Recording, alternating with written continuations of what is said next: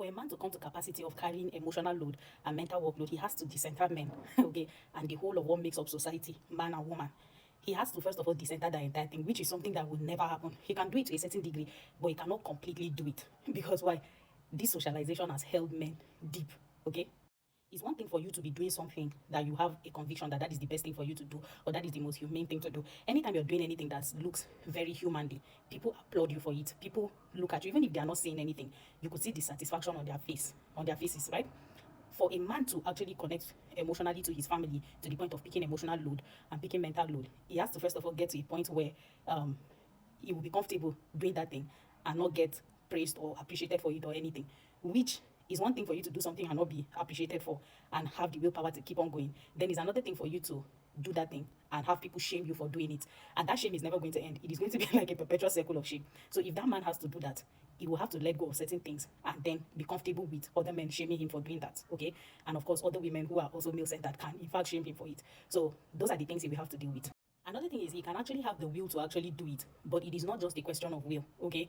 By the time he now gets married and tests the kind of power that marriage gives him, to now consciously make the decision to want to be humble enough to be learning and disassociate yourself with what society considers as norm for you as a man is like letting go of privileges, which is very difficult.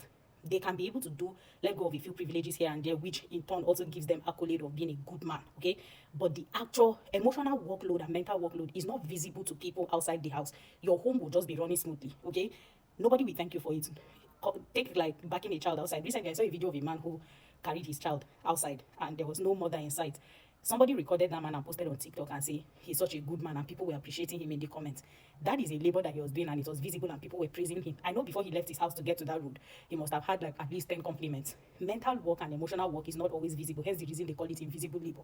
So nobody will be thanking you for it, especially if you're married to somebody who is like maybe feminist. They may not even be appreciating you because we genuinely believe it is not a gendered work. It should be something that everybody in that relationship should do. So your partner may not even be waking up every day to be doing, oh my Odogu, you are such a good man. So you see the problem. It now becomes difficult for men to continue because don't forget, society also raises them to be entitled. So even appreciation, they're entitled to be appreciated whenever they do any single thing.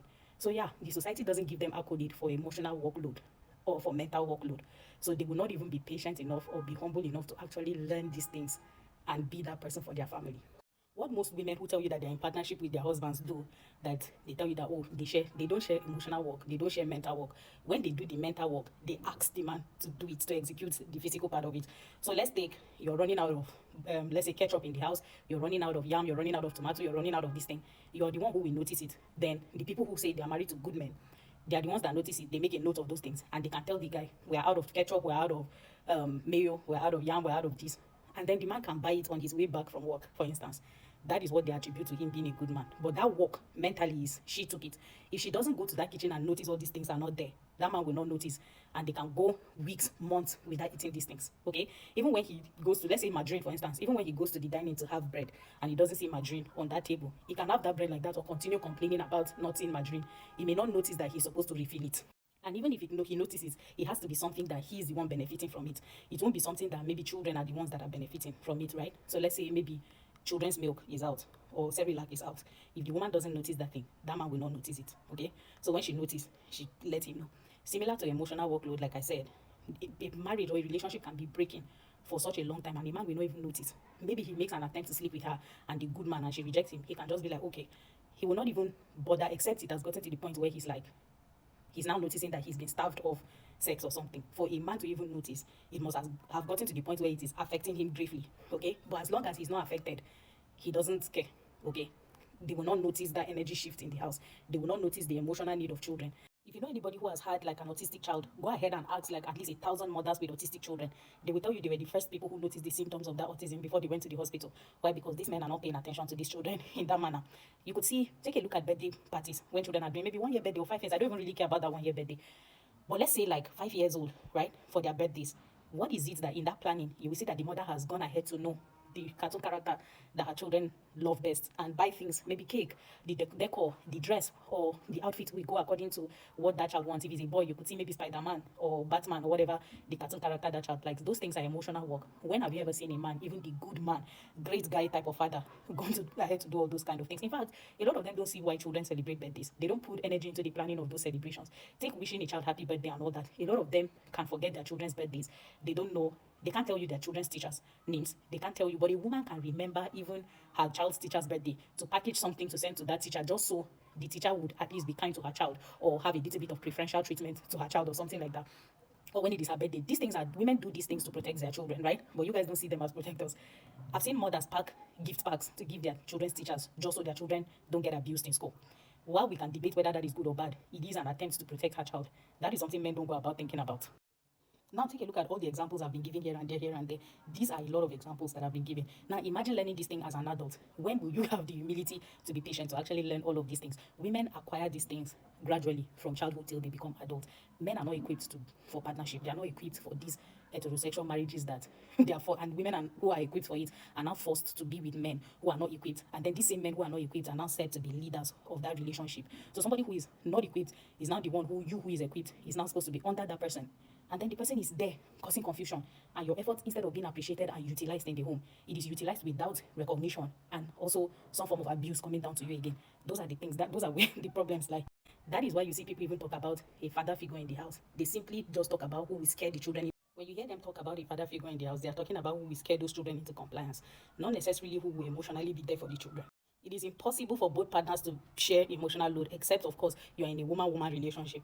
Let me tell you, even if men are in relationship with each other, one person is most likely to carry that emotional burden and mental workload more than the other.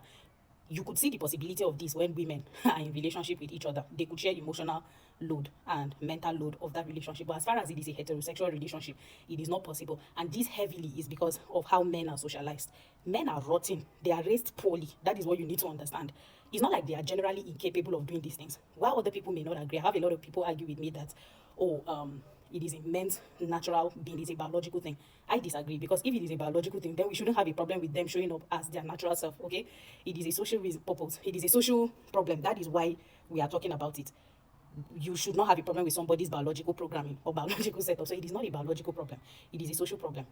These people don't even understand. One thing that the patriarchy ripped men of is how to function as emotional humans, like when to use their emotions, and when the emotions are wrong, when it is right, what type of emotion to use at particular place, and what type of emotion that should not be used in certain situations. That is what the patriarchy stripped them off of. The emotions that are good for building partnership is stripped off of them completely. They are shamed for it, okay? They are shamed for it. So it's not possible for them to carry that emotional load at all, because they don't grow up thinking about these things. If you're a woman, even a 12-year-old girl that has like younger siblings is already being groomed to have these emotions towards her younger ones. Even the ones that have no siblings at all, whenever they see a child that is younger than them, a part of them, or anybody at all, a part of them is already, like, they're already being trained to have this empathy towards people and to organize things and to ensure that things are in order. So you would find it naturally in women, not because it is in women's nature. Women can do bad as well. Like I said, we are very similar when it comes to natural programming. We are very similar because we are the same species, okay? The difference is mostly in our socialization. Our reproduction or reproductive, our differences mostly lies in our reproductive differences.